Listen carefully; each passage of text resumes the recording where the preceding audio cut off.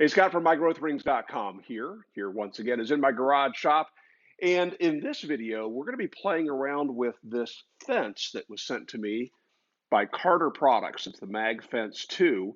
The name should imply that this is the second variant on this that they've come out with. Basically, what this is an anodized aluminum fence that can be added to any cast iron table bandsaw. A lot of these old bandsaws did not give you any accommodation for a fence at all, and oftentimes the fence they gave you wasn't all that great. And so, quite a number of years ago, they came out with the first version of this that had some integrated rare earth magnets. But since they introduced that, the mag switch has been introduced, and that has changed everything. So in this video, we're going to play around with this. I still have my neighbor Chuck's bandsaw here, and we're going to try it, see how it works. I don't know if we're going to call this a review or not, but it's new to me, so I'm here to learn as well. So let's check this thing out. All right, so this thing of beauty is the Mag Fence 2. Check that thing out. It's extruded with some T-slots here, some channels so we can add accessories to it. And you can see it has a number of locations where these mag switches can be installed. If you're not familiar with the mag switch, it's a really cool little device that has now been incorporated into a number of things like feather boards and hold downs. What you have is a series of rare earth magnets in here with reversed polarity. And when this is rotated, it positions those magnets in such a way that they release their power. But when you rotate the switch, everything aligns properly, and suddenly you have amazing magnetic strength. And so simply on and off. It even says on and off right on the top. Now, the way that they've machined this is so that regardless of the size of your bandsaw table, you can have a proper position. What's important is that both of those magnets be on the table. So in the case of the Shopsmith bandsaw with the old cast iron fence, you can leave this set up as it came from the factory with those magnets set as far out as possible. And really that's the goal. If you wind up having to move one of these inbound, you don't want to have them any closer together than you have to, because the further apart, the better the alignment stability is going to be. So let's check this thing out. If I set this on here and turn that on both ends, okay, I am able to move it if I force it, but that is incredibly strong. Awesome. Now, potentially you have to align this. When you put this onto the bandsaw and lock it down, let's just do it so you can see. You're going to check that with the square to make sure that that aluminum extrusion is in fact square to your table. And in this case, it's not. So the first time we use this, we're going to want to make sure that it's properly squared. So right now I have that positioned on the table. Let's lock it in place. And the squareness I'm talking about here is the squareness to the table. And I notice if I slide this over that I've got a bit of a gap on the bottom. Can you see that? There you go. Yeah, I got a little bit of a gap on the bottom. And so what they include with this is a couple set screws that appear to have a nylon tip on them. And they have pre-drilled and tapped a couple hole locations here. A couple of them that are closer to the fence and a couple of them that are on the far side of the magnet. So depending upon which way you need to tilt that fence would determine which set of threaded holes you would use. They also included a small hex wrench to drive those in. And then we also have a couple jam nuts that we're going to put in on top of that once we get these set nice and square.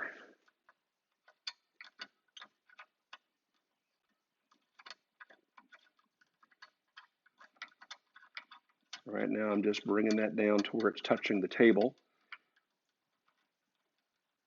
There we go. And then let's run that set screw in. And this should allow us to square the fence to the table surface.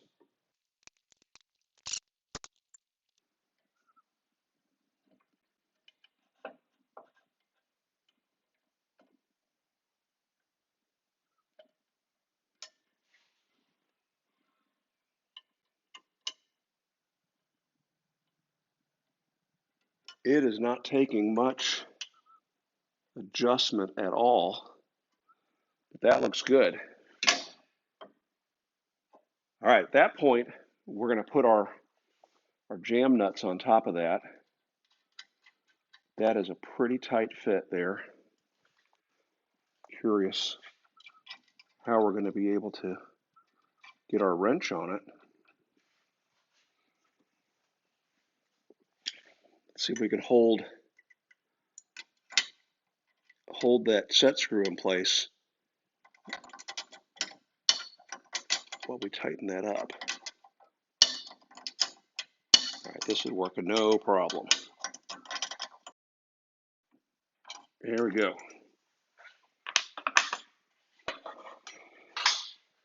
And we also have, as an optional accessory, this ultra-high molecular weight plastic face, which makes a lot of sense because do you really want to accidentally hit your fence against the blade? I would think not. This would give us a surface that's going to be nice and slick and wear resistant and is going to help us protect that anodized fence face. So these square nuts then are going to fit right into that T-channel.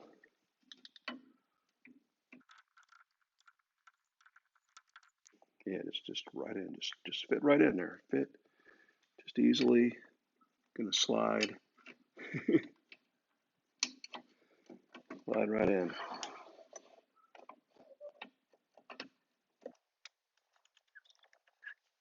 Great.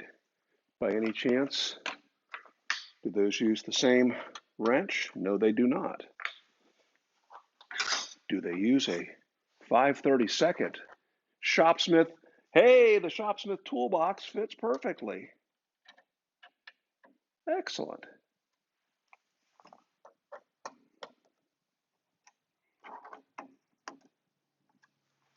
There we go. That's great. Double check that face. And I think we're pretty good. Okay, the last time I cut on this bandsaw, you were here with me. I set this miter gauge to accommodate the angle of the drift.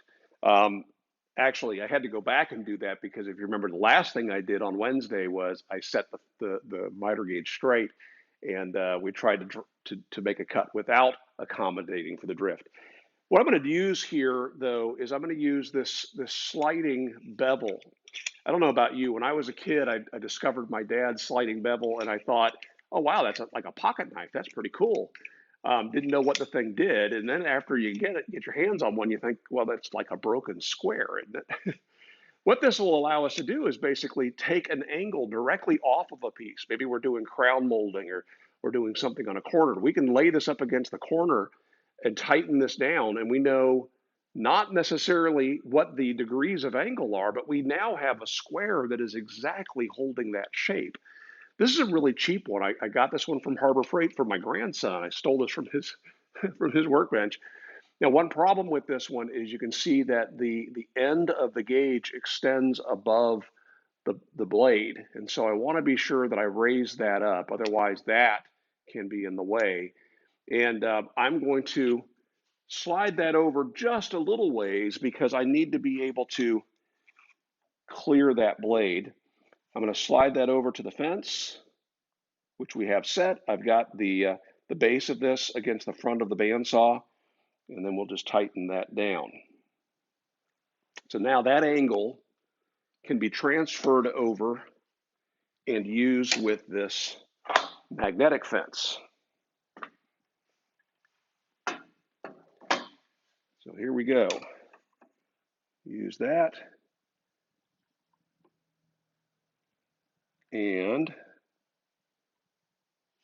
we can set that for whatever width we're going to cut.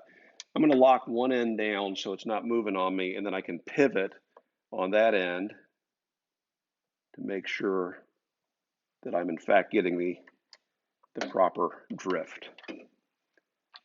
There we go. I don't know. What do you think? Let's give this a try.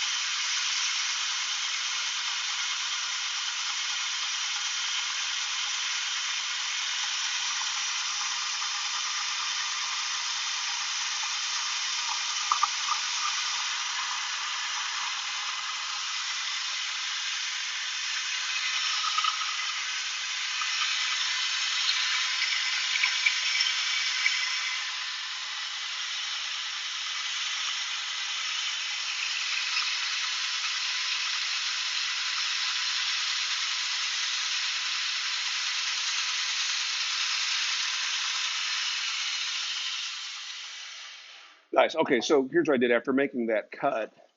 I wanted to see if we wound up getting a consistent cut. So flipping the board end for end, um, there we go. Very good. All right, the quality of that cut is good. What I'm curious about though is, did the fence move? Let's check it out.